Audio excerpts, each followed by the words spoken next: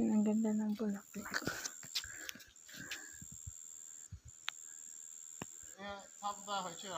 Ha. Uwi na kami. Uwi kangkang da. Yan, uwi na kami. So, bababa na kami. Ito pala, pag-aari ng aking alaga.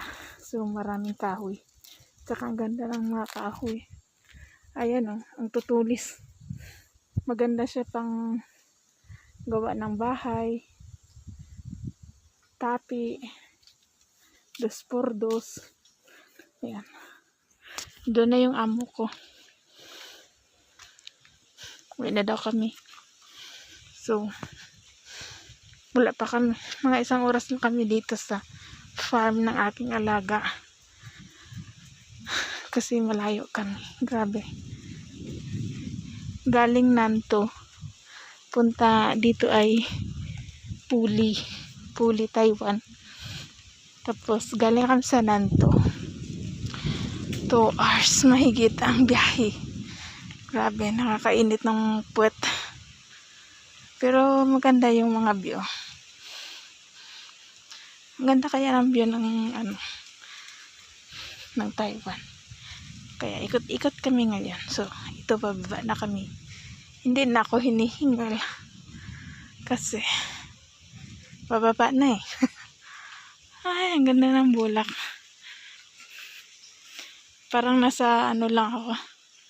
Nasa Japan. Joke. Ang harap. Yan guys. Ang daming tanim na prutas. May orange, may mangga, may ito lumboy. Tsaka, ang dami. Yan.